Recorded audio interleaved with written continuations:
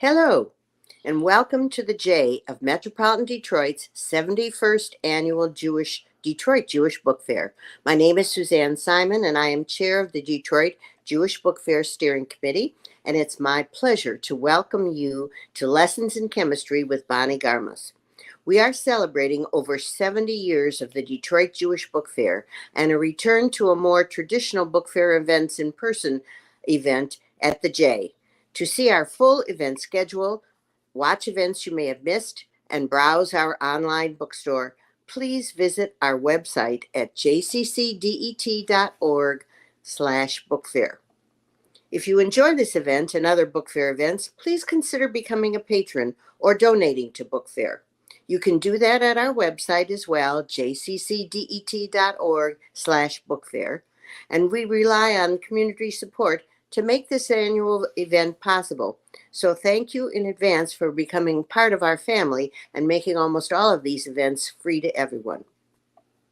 The Book Fair team would like to thank our day sponsor, Andy and Larry Wolf, co-sponsors, Suzanne and Sheldon Simon. I would like to extend our deepest gratitude to the whole Book Fair committee. Your dedication, innovation, commitment, and hard work makes all of this possible. We have a fascinating event for you today, and we want you to be part of it. You can ask questions and offer comments in the YouTube comment section below or by texting the number in the corner of your screen. Our speakers have a great discussion prepared, and they will take as many of your questions as they can. While you're here at our YouTube channel, don't forget to like this video, subscribe to the channel, and click the reminder bell. That way you'll never miss any of our exciting virtual events. The focus of today's event, Lessons in Chemistry with author Bonnie Garmus, and we also have Sherry Margolis, former Fox 2 news anchor. Bonnie Garmus is a copywriter and creative director who has worked widely in the fields of technology, a rower, and mother to two pretty amazing daughters. Born in California and most recently from Seattle, she currently lives in London with her husband and her dog, 99. Sherry Margolis is a veteran TV news anchor who spent more than 35 years at Fox 2. During her tenure in Detroit, she won 2 Edward R. Murrow Awards and 7 Emmy Awards, including several for Best News Anchor. She is the recipient of the University of Michigan's first annual Community Involvement Awards. Please join me in welcoming Bonnie Garmus and Sherry Margolis. Thank you, Suzanne. Thank you. It is so Thank you. good to be here. Bonnie Garmus, I am so excited to be meeting you virtually. I am a huge fan. I've got to tell you, I'm going to hold up the book and show everybody. Everybody I knew was reading it and told me I had to read it, and I did read it a few months ago. Loved every minute of it. It's so much fun, and it's so moving, and it's just such a wonderful book. And I recommended it to my book club, and so that was the first book that we read of the season. And in fact, I think some members of the book club are joining us right now, along with our leader Tara Hayes. I want to give a shout out to all of them and welcome, and I want to welcome as well everybody else who is joining us today for this incredibly wonderful event. And I know everybody's going to want to know more about the book and about you, Bonnie. So enjoyed it. Everybody I know is loving it, and everybody's talking about it. The characters are unique, obviously, and very memorable, very quirky. You probably don't know anybody exactly like them, but they have qualities that will probably remind you of people that you do know. So it tells the story of Elizabeth Zott, who is the main character. Takes place in the late 50s and early 60s. She is a scientist, a chemist, but there are obstacles because of the time period in which she lives. She's very determined and uncompromising and refuses to dumb herself down. So, Bonnie, how did you come up with this iconic character? I think she will become an iconic character. And is she anything like people in your life? And is she anything like you? Well, first of all, let me say thank you so much for moderating, Sherry. It's such an honor to have you ask me questions. I mean, I'm pretty much in awe of you. So it's really a thrill to be here. As for Elizabeth Zott, she is not based on anyone in particular. When I was writing her at that time, I really felt like I needed a new role model, someone to look up to. And so I decided to create her. But she was born that day. Well, she was actually born before in another novel that I'd started a long time ago and I'd never finished. She had a very small role in that novel. But she came back to me one day at work after I'd had a pretty bad day. And she said to me, "You think you've had a bad day? Well, wait till you hear about mine." And then I thought, wow, she really wants me to tell this story. And I wrote the first chapter of Lessons in Chemistry that day when I was supposed to be working. Well, some of the best things are done when you're really supposed to be working.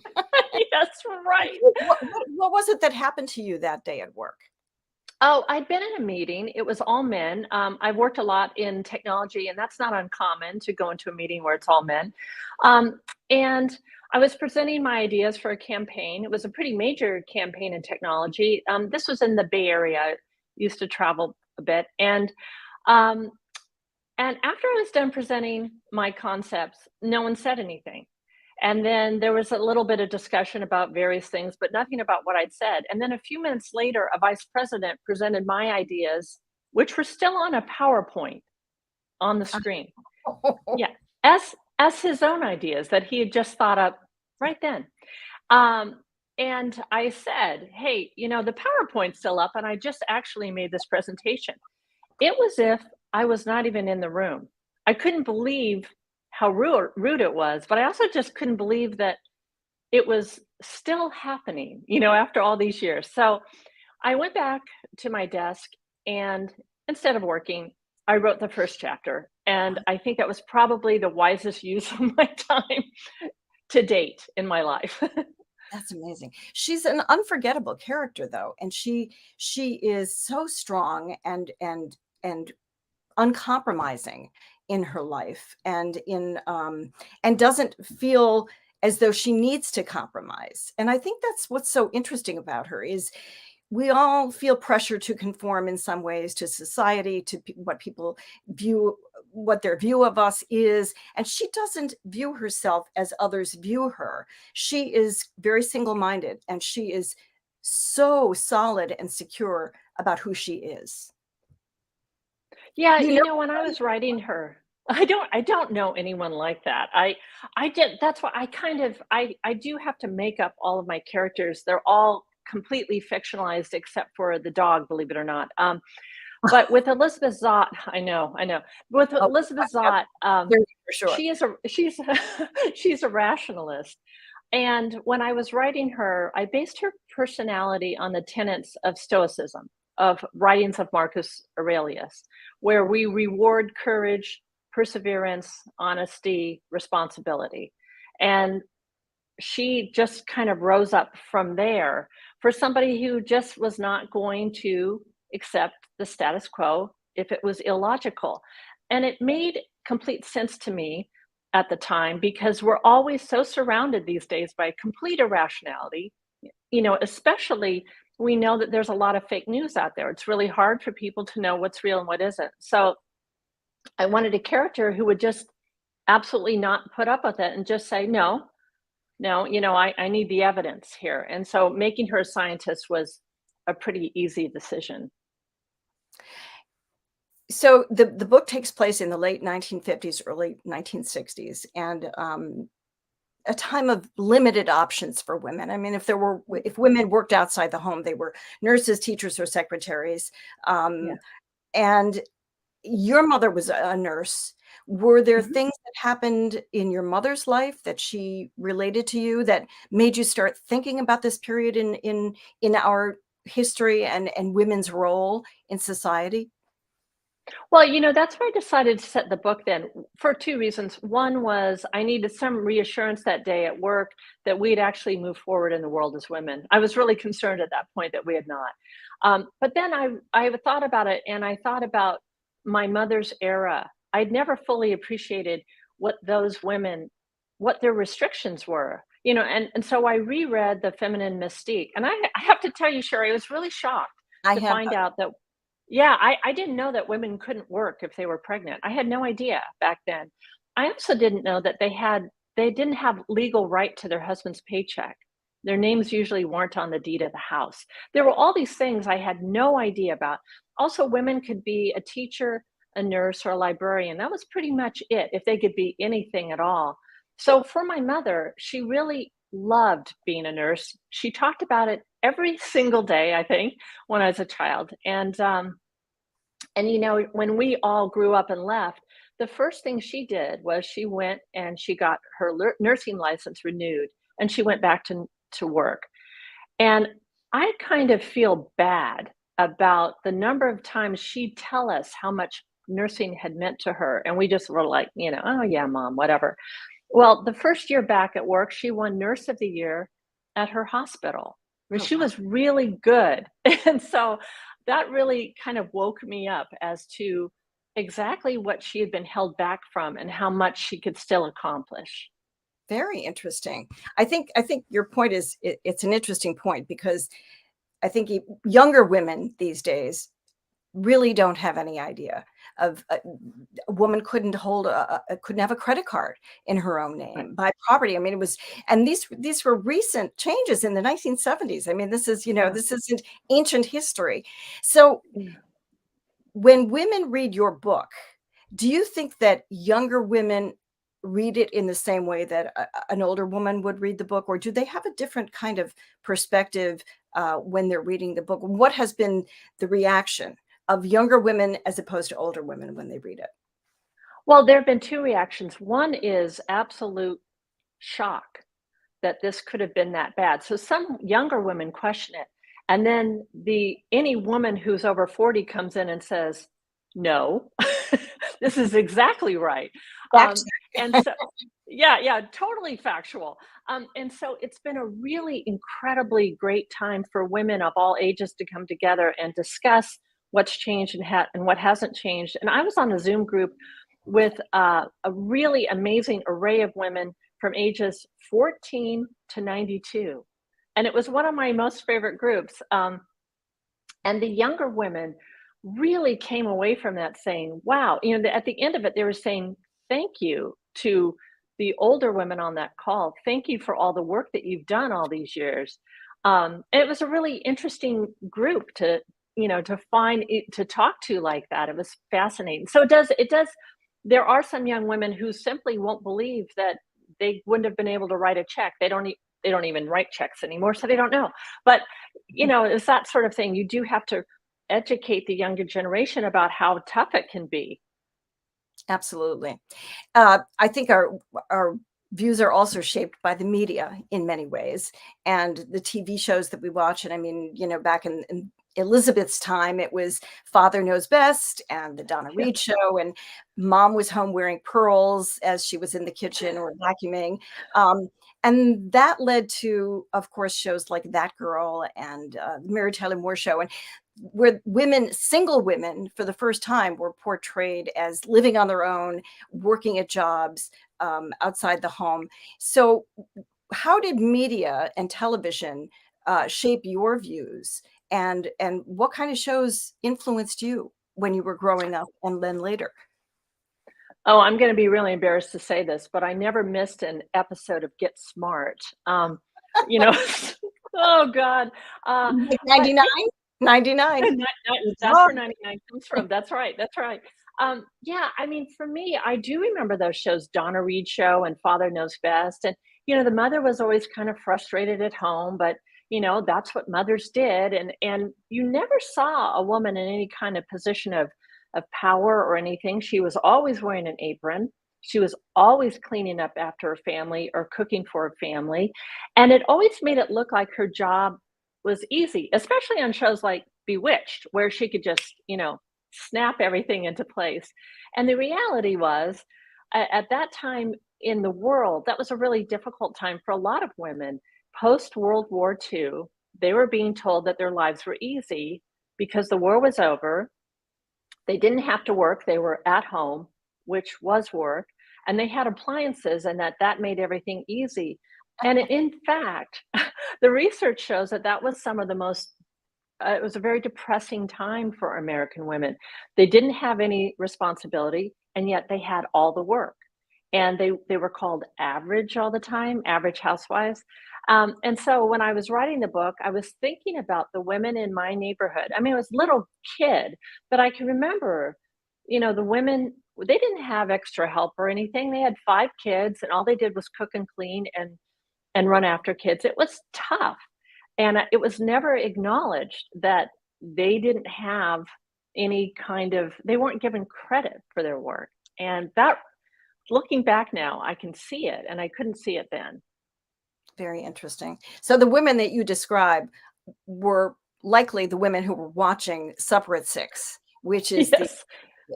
Elizabeth becomes the unlikely star of a cooking show, which becomes immensely popular. But it's not like Rachel Ray. It's not a typical cooking show. She Right. sees cooking as science, and her kitchen is a lab, and she has a very serious approach to it, and it's wildly popular, mostly because the food is great that she's preparing, but also the lessons that she's imparting to the women who are watching, where she encourages them to recognize their potential, and Mhm. it seems like it's her mission to empower them. And I felt like she was using her power fully to empower other women. And I just love that. I just thought that was just such an amazing segue for her in the book.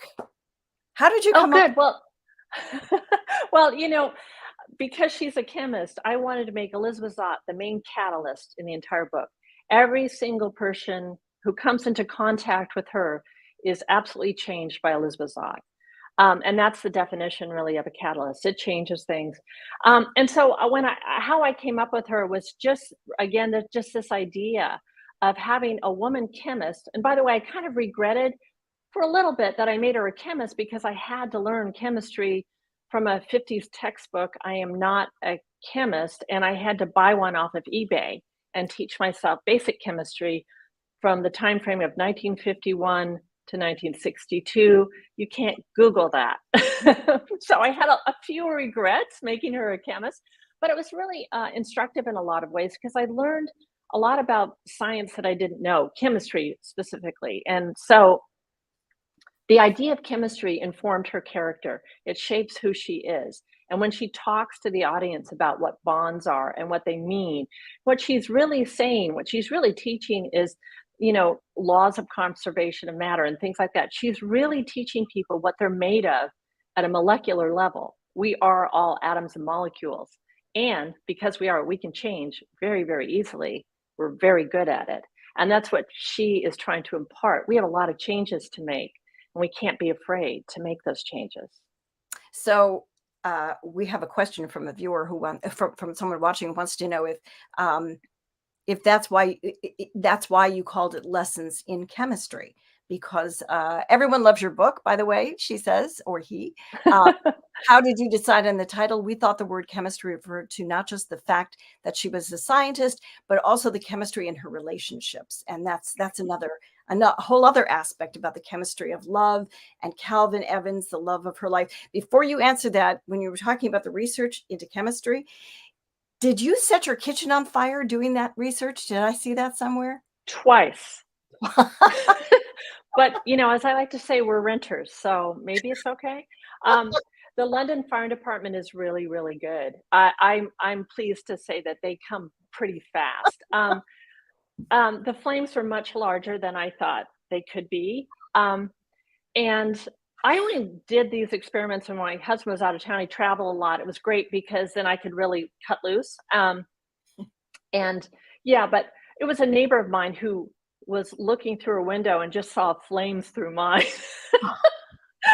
And she called the fire department. Anyway, it all worked out. But yeah, that's it. Yeah. So now I forget, what was the question from So the we're going to get into the relationships and okay. chemistry as love, but I wanted to quote from the book that I think you refer to. Elizabeth says, when women understand chemistry, they begin to understand how things work.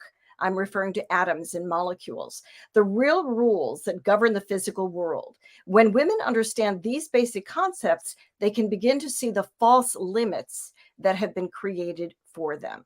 So another way that she wants to empower women by educating them and opening their eyes to science and to their role in the world and in society. Exactly what that's exactly right. And when she's talking to them and she's constantly comparing things to other politics or governments, or she has all these opinions she puts in her recipes, and they're all linked in one way or another to chemistry, because chemistry is a central science. It is the one science that rules us all. And that's why it is really important, and I didn't know this before I wrote the book, to actually learn chemistry, because if you do, you will discover that change is very much possible, and our ideas about who we are will change very dramatically. And now I remember the question about the title, Lessons in Chemistry. That was actually my agent who came up with that title at the 11th hour. The book was originally called Introduction to Chemistry. And when we were going to Frankfurt Book Fair, it immediately slotted as nonfiction. And so the night before my agent took it to the fair, we had to change the title. Literally, she called me up and she said, "We have to change the title right now." And I said, "Okay." And she goes, "How about Lessons in Chemistry?" And I said, "Okay, good." Wow. So there it is. Wow. Yeah, and it is about the chemistry between people, how we interact with each other. So little note here, just a little sidebar note that your Felicity Blunt is your agent. And she is married to Stanley Tucci, who has his own cooking show. And Yes. her sister is Emily Blunt, who's married to Jim Krasinski. But anyway, this little celebrity side note, I just wanted to introduce. Her brother-in-law has his own cooking show. I just thought that was kind of interesting too. Well, and I don't cook. I don't even like to cook. So she was just amazed when she read it and said, "Oh, you must love to cook." No, not at all. No. In fact, when I first met her, I don't do very much research on people. I just knew she was a wonderful agent, and I knew her only from the agenting world.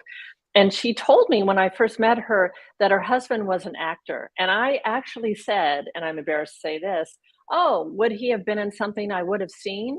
And she Probably. said, "Probably, yeah." Oh, maybe. maybe a couple things. Yeah. So, all right. So the whole idea of chemistry and the other kind of chemistry between people, chemistry as love, this character of Calvin, the love of her life, which changes her life completely. He also is such an interesting person. How did you create his character, and what were the qualities in his character that were important to bring about this change in Elizabeth Zott's character? Since it's Well, I all think about I think first of all, it was really important for me to make Calvin a rower, because rowing defines a certain type of person. It's the way, once you're a rower, you're in this sport that is so demanding and so unforgiving, and yet you can't let it go. And it's kind of like being in a cult. But anyway, I made him a rower because rowers are often insufferable. And I also wanted to make him a man who was filled with shame. He was filled with shame about his background, and he didn't want anyone to know any of his secrets. He falls for Elizabeth Zott, not because she's beautiful, but because it is the very first person, she is the very first person he can have a conversation with about the things he cares about, science, and she can respond. And he realizes she's my equal. He doesn't worry about that. He celebrates that. He brings to him, this is the best of all worlds. And so I really wanted this man to be complicated, have the shame of himself in the background, but also to find her and just be amazed that he could finally communicate with someone. their relationship is really beautiful, and then it creates they have a daughter together, Yeah. Madeline, or Mad, who is Mhm. also a wonderful character. Is it true that the book that you were writing before this book, which became this book, I guess, was actually about Mad, about the daughter's character. Yeah, that book was the one where Elizabeth Zott showed up, just for a tiny bit. I didn't know much about her. But yeah, that one, Madeline was the main character in that one. She had a young daughter, and there was this mother in the background that didn't have much information on her. She was a little bit mysterious, and it was really about what Madeline was like as an adult. And that's why when I was writing her as a child, I knew exactly how to write her because I knew who she'd become. So that was handy. She was very, very interesting. She really, really Thank you. was. You were talking about rowing and how it's sort of a cult. You are a rower as well. Yeah. And I'm really interested in why rowing, what the role that rowing played in the book in terms of being on a team, working with other people, being an individual, um, at the balance that you need in the boat. Um, Talk about that a little bit, about why rowing plays such an important part in this book. Well, rowing is an interesting sport because it is really reliant on balance and cooperation between people. And I thought it would be really interesting to have this sport that is so tough and that requires so much concentration and energy, but where people, when they cooperate with each other, they go quite fast on the water, to be juxtaposed against the common workplace where people are not working very well together and are not cooperating. Um, in rowing, you really do kind of have to leave your ego on the dock. You may not like anyone in your boat, but that's never the point. The point is that you all have the same goal and you're going to work together no matter how hard it is to reach that goal. And you see it over and over again in races where the very best boats are the ones where the people are working together flawlessly. And the other boats, if someone tries to be the star or the hero or ever, they don't win. You cannot do that in rowing. And so balance is a big part of that. Rowing, you row in a very thin shell. It's not very wide. It's like rowing on a toothpick. It's very unstable. And so to keep that boat set and on the water and going fast, you must balance it. And in our workplaces and in our world right now, we're so out of balance. And one of the out of balance elements is sexism, racism, any kind of, place where we say you don't belong, but you do. That's an imbalance and it creates havoc. Very, very interesting. And the commitment that it takes to be a rower. I didn't know anything about rowing actually. And I was really kind of fascinated with that whole thing. And the fact that you are a rower, I find very interesting. A swimmer and a rower. Do you still row? I'm not rowing right now. I wish I was. I was about to join a team here in London, and then COVID hit. And I was really disappointed that I couldn't be back on a team because that's what I like really the very best. But I'm an open water swimmer. I don't really like to swim in pools anymore. I just like ponds, rivers, lakes, the occasional ocean. Um, I like the freedom of no lanes and no one doing the butterfly. Well, you're living in the right area. You were in California and on the West Coast, and now you're in Yep. London. So you're in the right Yep. area. So let's talk about 630. 630 is Elizabeth's dog, who doesn't know he's a dog. He's sort of a protector of Elizabeth and Mad. Um, was there an inspiration for this character, and was it a human inspiration? And has there been a dog in your past who was sort of a super dog in a way that reminded you of 630? Well, 6:30 really was based on my dog. Her name was Friday, and she turned out to be some sort of combination of Gandhi and Einstein. We'd gotten her from a shelter. She'd been horribly abused. She didn't have any bottom teeth. Someone had burned out cigarettes on her skin, and she had two kinds of mange.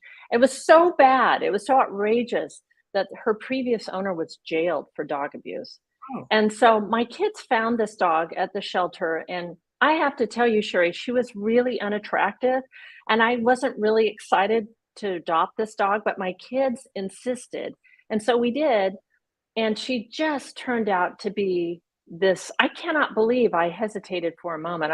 I'm embarrassed to say that too. But she quickly began to pick up, well, she very quickly learned all the commands that you always teach your dog. But then she went way beyond that. And it wasn't like we were sitting at the table saying, this is a spoon, this is a fork. She would watch us when we talked to each other, and she would learn some of the words that we were saying. And she demonstrated this occasionally. But my favorite time was, I was late for work and I couldn't find my keys. And I said out loud, where are my keys? I can't find my keys. I'm late. And Friday often came with me to work. And I watched her, and she ran off and she went through my gym bag, and then she went through my briefcase, and then she started going through pockets of my jackets, and she found my keys and she threw them on the floor. And I thought, I've never taught her the word key. Wow. Never. Anyway, she learned a whole lot of words. And then we moved to Switzerland, and I'm not kidding. We were transferred there. She learned German. She had to take a dog test for an hour in German. She got 100%.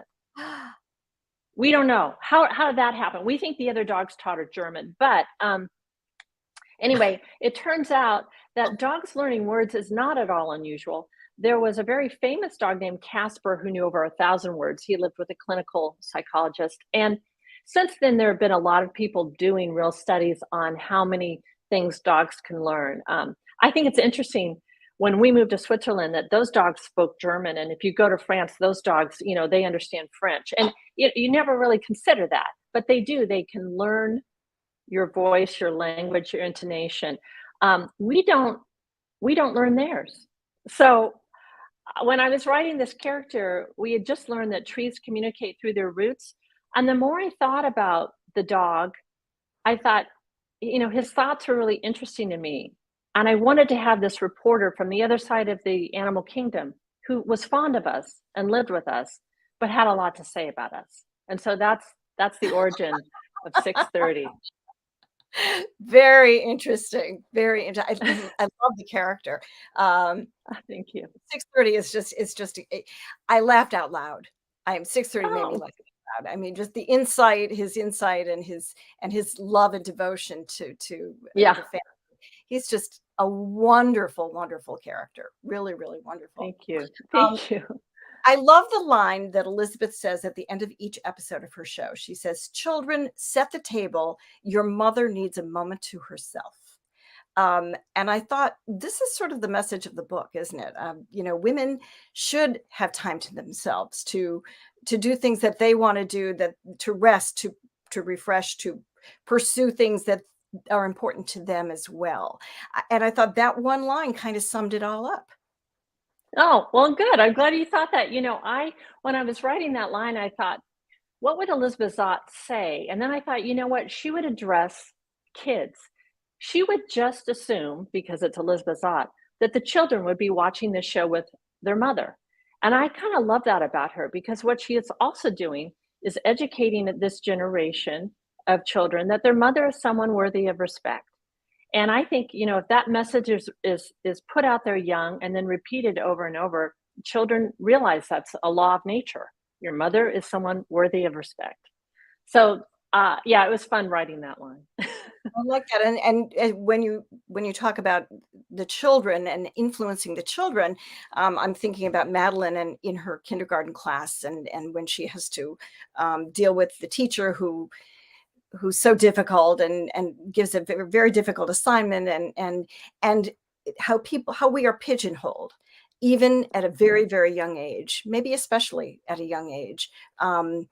Girls wear pink and boys wear blue, and we assume those roles in society right from the beginning. And I thought it was an interesting choice that you had this kindergarten teacher kind of starting the ball rolling for Madeline and for women at that time and boys at that time. Yeah. Well, I have a lot of respect for teachers, but there can be a teacher who just insists on things being her way or his way. And I really thought it was really important to bring forth this idea of libraries. When you don't know an answer, you can go to the library. They're going to have it. I mean, it's a very handy resource. And back then, especially before Google, the library is still a really important place, but teachers are so important. They're sending really important messages to children every day. And there are bad teachers out there. There's no doubt about it. And I have a lot of friends who are teachers, and the bane of their existence is the bad teacher, because then they have to go in and clean up that mess and re-educate the children to think in a different way. Absolutely. That is true. And good teachers can change the world. Yeah. And they definitely deserve our respect and admiration. And they are the ones who will be able to make significant change from the kids when they're at the very beginning of their lives. So this book, as we've said, has had just an overwhelming response. People are loving this book.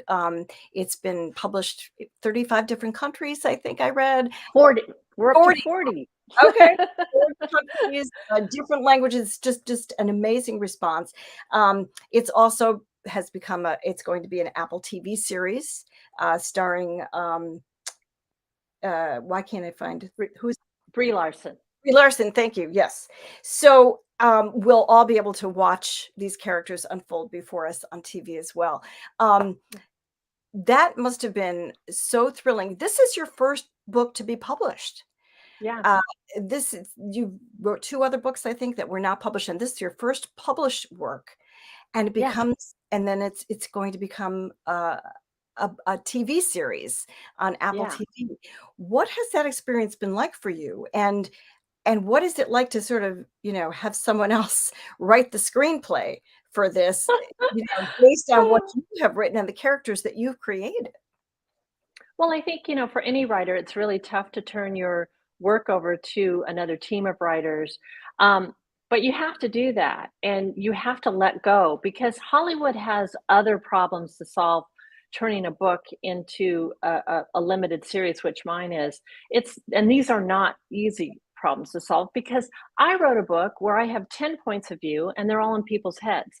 So now they have to bring those onto the screen, and you can't have thought bubbles of what people are thinking. So they have to, really reconfigure this, and you have to give them free rein, which is the smartest thing to do. I originally thought I wanted to write the screenplay, but my agent said, "You're going to be way too busy." She was absolutely right.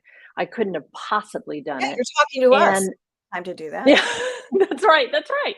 I couldn't have possibly done it. And also, I think I would not have cut where I needed to cut and things like that. I'm just way too close to it. And so I have a wonderful screenwriter I'm working with right now, Lee Eisenberg. And it is actually, I'm going out in a couple weeks to see the filming and the sets and everything. I'm really excited. But they're going to be done shooting in December. So it's pedal to the metal. It'll be out next year in the late summer, early fall of 2023. Oh, wow. I'm so excited to see it. I know everybody will. Can't wait to see the screen adaptation of this story. But my question is, how are they presenting 6:30? The dog who talks and thinks. Yeah, well, he will like not talk, Yeah, so that was a huge discussion, because I said, please don't let the dog talk, and they agreed. And I think the way they're handling it looks good to me. I haven't seen it, but I read the script, and I do get to read the scripts and make notes. And they're not under any obligation to take any of my notes. But I did like the way they handled this scene with 6:30, where he kind of narrates. And I thought it was an interesting way to do it. And they have cast 6:30. He's a Labradoodle, which is not quite what I was expecting. Labradoodles weren't around back then, but the dog is a good actor. And I think acting is really important in a series. So let's see how Gus does, rather. I would have liked to have been in on that audition process. I think that would have been really fun to have seen. Me too. So, based on the success of this book, and it's going to be on the screen as well. Excuse me. I know that you're working on another novel. And somebody asked if the papers that we see on the wall behind you are notes for your next novel. It's wallpaper samples. I I know. I should really take them down. They're so confusing, but otherwise the wall's so blank. And I just yeah, no, that's not notes for it's not notes. Oh my gosh. I'm so disorganized. So yeah, it's just wallpaper. Okay. Sometimes there's just Yeah, a very simple answer. Excuse I me. know. Um, so based on this incredible success of Lessons in Chemistry, do you feel pressure with this next book that you're writing? Um, it can't just be good. It has to be amazing because this one is so amazing. How does It's that it's impact the writing process? it's definitely there's definitely some pressure there, but as soon as I sit down and I lose myself in the story, for me the pressure goes away because I'm just spending time with these people that are in my head and they're telling me their story. And I'm a huge editor, rewriter, I just rewrite everything over and over until I feel it's right, until the characters feel strong to me. And then, to have them kind of take the helm and going, I've got something to say about that is quite helpful. So while, there is, I'm sure, a lot of expectation, I don't plan to let that really bother me. I think for all writers, the most important thing is to rewrite your book, rewrite as often as you can, and don't be precious about your own writing. But the other big thing that I learned actually being a copywriter is to write with confidence. People can hear confidence in a book and then they'll follow it. If you write and you're, oh, I'm not really sure anyone's going to like it, that will come off on the page. So write with confidence. That's what I'm trying to do. So you wrote 2 books before this one that were not published. Was that the Well, I only wrote one I never finished, the very first one with Madeline. I only got halfway through that and it wasn't working, it wasn't good, and I stopped it. The other book, was 700 pages long, Oh, and that one I did finish, but no one wanted to read it because it's 700 pages long, which in German is what, I don't know, 900 pages long? I found out the hard way, you should never write a 700-page book, as a debut author. So that book actually for me was great. I mean, it was terrible. I got rejected 98 times by 98 different agents. Um, and it was really hard to go through all that rejection, but that's what writers do every day of the week. And you just have to steel yourself to it. But on the 98th rejection, I got a note from an agent in New York. And she said, look, you know what? I'm going to read 10,000 pages of your book. And so go ahead and send it to me because no one else would read it. And she wrote back and she said, you know what? I love this 10,000 words. Yeah, I said 10,000 pages, but I meant 10,000 words. I figured. She read the 10,000. Yeah, it's only 10,000 pages. She said, I loved it, but you have no right to write a book this long. So you go back and you write a different book of appropriate length. And I was kind of irritated by this email I got, but you know what? It was smart. It was the right advice. And so after I grieved for a long time, probably 6 months or more, I sat down that angry day at work and wrote the first chapter of Lessons in Chemistry. So, it's good practice. Writing is always good practice. Can you tell us what the next book is about? I was telling people about it, but I keep changing it. So now I'm not going to say anymore because this is the way I write. I don't write from an outline. I do wait to hear what people have to say. As a copywriter, you're constantly learning new things and you're constantly listening and interviewing people and gathering information. And now I can apply that to these characters who walk on and say, oh, well, listen to this. It's a great thing to be in their heads and have them talk to me. And so that's how I'm doing it. It's exactly how I used to work at work as well. I don't write from an outline. Interesting. So you don't know where the story is going to go. It just sort of I flows. have like with Lessons in Chemistry, when I wrote that first chapter that day, my chapters, sometimes they're very short, like that one was a page and a half. I also wrote the last 3 sentences of the end. And bizarrely, they're still there. So I feel like you throw a dart at the board and you say, I just have to get over there. And I don't know if these sentences that I've written that are the last sentences will last for this book, but we'll see. That's so interesting because I'm retired now, but when I used to work in news, when I wrote a news story, very often that's how I did it. I created the lead and I wrote the last line, and then I had to sort of fill in the rest of the puzzle in the middle. Oh, I love hearing that. Thank you Yeah, for saying that. it's It very, is a puzzle. right, it's It's such an just a interesting gigantic, yeah. process. Yeah. Um, a question I want to ask you before I forget is, we're talking about women, women's issues, and these female characters in your book. There are also male characters. Some of them you'd want to know, and some of them you wouldn't want to know. But Right. when men read your book, what kind of comments have you gotten from men who read your book? What response have you gotten? What do they It's think? been overwhelmingly positive. It's been astounding. I've heard from a lot of men all over the world. And, I think men recognize that there's some really bad men out there. But what they really appreciate is that there are so many male allies in this book. There's Calvin Evans. There's Roth, the reporter, who writes an article on why women's minds matter. There's Dr. Mason, who believes women are stronger than men. There's Walter Pine, who allows Elizabeth to do what she's going to do on her show at his own peril for his own career. Yeah, he was And a great character. He was really nuanced. He was a nuanced character. So if you're expecting just a flat, good guy or bad guy, he definitely was a well-rounded character. I loved him.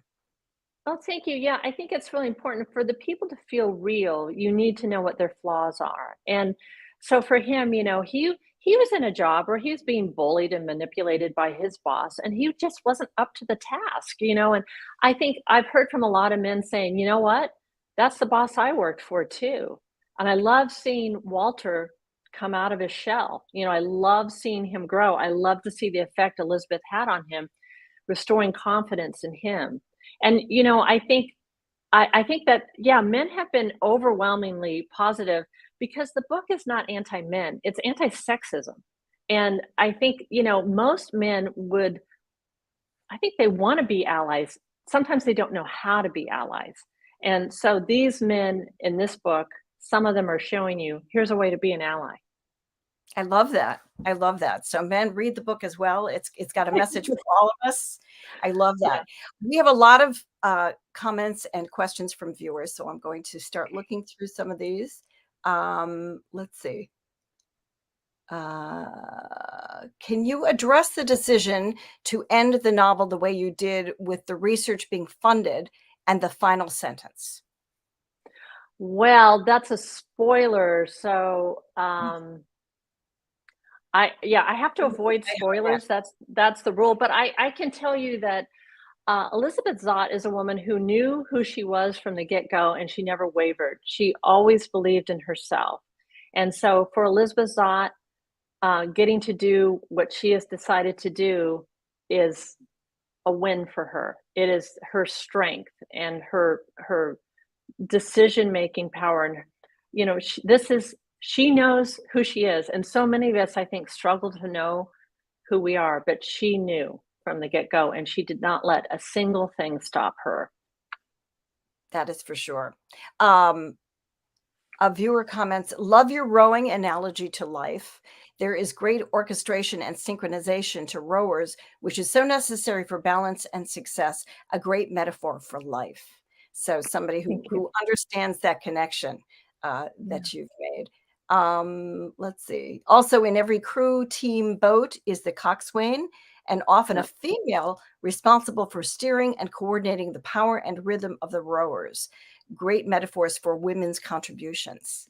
That was interesting. Yes, so that's yeah, I've heard for a woman. Yeah, you have to be very small, lightweight. I've actually had a lot of male coxes in my boat as well. They're like jockeys, and they are this small person who's commanding this group of wild people, and racing is very hairy. They have to be able to steer. They can't upset the boat. They have enormous responsibility. A good coxswain is someone that you will follow around. I've gotten emails and direct messages from coxswains, and I do whatever they say because that's what I learned. Whatever the coxswain says, you just do. Very interesting. I'd never actually heard that word pronounced, so I had no idea how to pronounce Oh, it. no. Now I know how to say it. Let's see. Oh, a viewer asked, how long did it take you to write this book? Well, about 5 years. I'm working full time, or I was working full time, and I was writing. I was doing something dumb, which is, as a copywriter, I write all day, and then I didn't want to come home and write at night. And so, what I found was I had to get up really early, and write early in the morning before work, and that it takes longer. But I also rewrite every sentence 50 times. So, yeah, I delete a lot. I go down a lot of avenues and then I throw it right out if it doesn't fit. Very interesting. Well, you're clearly rowing. You were, is it early morning sport in the Yeah. book as well? So you're definitely a morning person. So Yeah. and Yeah. so the process is you get up and you just sit right down and write first. The process is I make myself a cup of coffee that is like I don't know, it's huge. It's a huge cup of coffee. And then I read over what I did the day before, and I either completely rewrite it or I throw it away. And I think about the other thing I do is I always go to bed thinking of a problem I'm trying to solve with whatever I'm writing. And sometimes it comes to me and sometimes it doesn't. But that morning I will kind of sift through my thoughts and remember what I thought about. And, honestly, a lot of good things come to me at night. And a lot of times, though, I will go, oh my God, what was I thinking? Just stay in bed. But yeah, I'm much better in the morning writing. There's something I'm just much fresher, and it's all that coffee. It's a We do lot. we do love coffee. We do depend on coffee for sure. Yeah. So Yeah. you rewrite as you go along. You rewrite every sentence, you say? That's Yeah. it's very interesting. So you kind of think of a writer just sitting and, fingers flying and, oh yeah, then this happens and this person says that. But for you, it seems like it's much more structured in terms of the the process is a little bit more labored, where each Well, sentence. I would write a paragraph, or I'd write a couple paragraphs, and then I go through and start going, cut that word. And what I do is I read everything out loud, and that's for me the way you hear the rhythm of the sentence and how you make your transitions work. And if I don't read out loud, I can't hear it and I can't see my mistakes. So I can't write in coffee shops because of this. Can you imagine just constantly reading out loud? Um, Actually, I did try it one time and somebody complained. So I don't do that. Um, but yeah, no, it is for me. Writing is like, yeah, I think Hard. It's Hemingway hard. said you just sit down. Yeah, you sit down in front of a piece of paper and bleed. And for me, that's what it is. You bleed. But I want to say it's enjoyable, but is it? Um, I really believe in the craft of writing. So it's fine to have a story, but if it's not well told, you don't. No one's going to read it. And I learned that really from copywriting. And so many copywriters have become novelists. Everyone you can think of, from I know, Joseph Heller to Salman Rushdie to Helen Gurley Brown to Kurt Vonnegut, James Patterson, all copywriters. And you can see it. Really? You can see it in their work because they edit, edit, edit, edit, edit.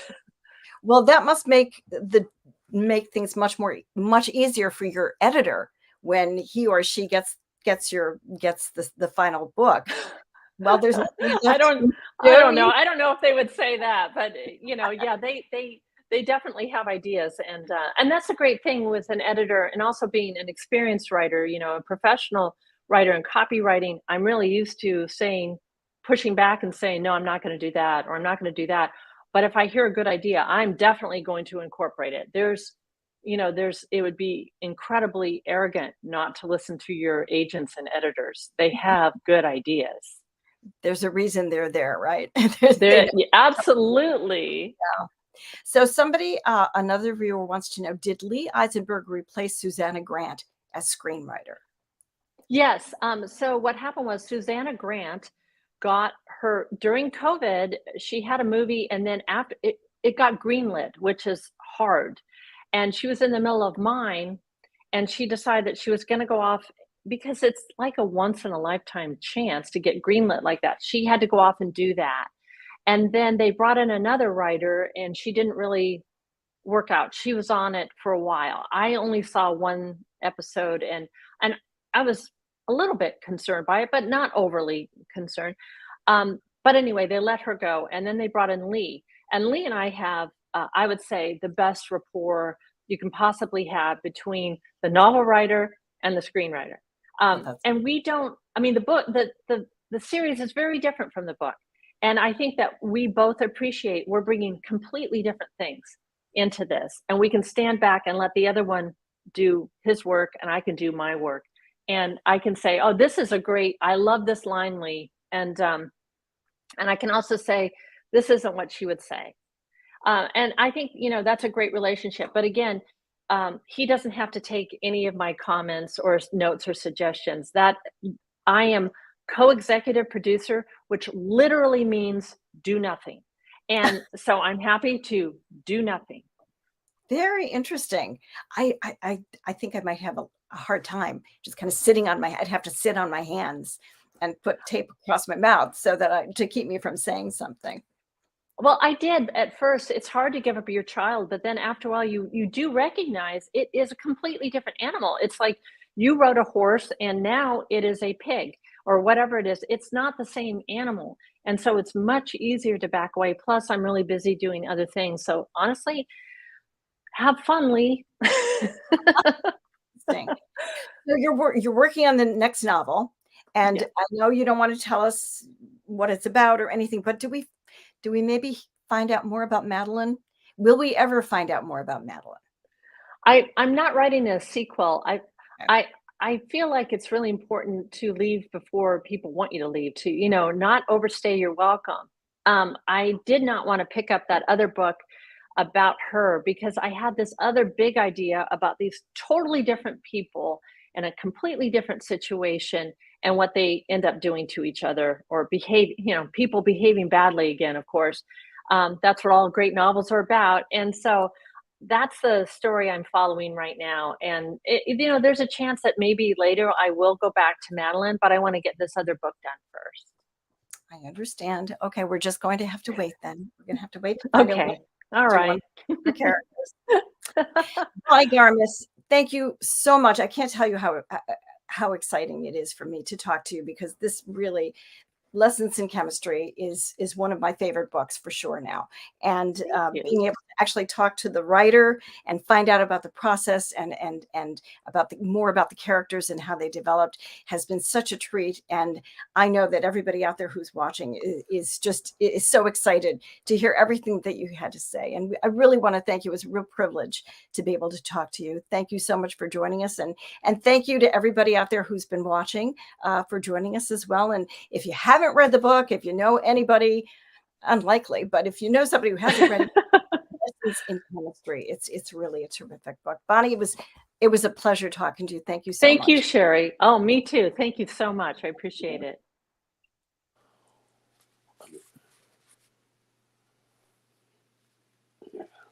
Thank you, Bonnie and Sherry, for being with us for such a delightful and amazing discussion. And thank you to all of you at home for joining us. I'm sure you're all glad that you came to watch this YouTube presentation. Please tell all your friends they can see it too. Our next event is today, Tuesday, November 8th at 1 o'clock, with a virtual program with Andrew Rancher, speaking of his book, The Jewish World of Alexander Hamilton. He will be followed by a virtual performance by Gregory Treco, a recent star from Broadway's Hamilton. Special treat. Remember to like this video, subscribe to our YouTube channel, and visit our website, jccdet.org/bookfair for our full schedule and ways to get involved. See you soon.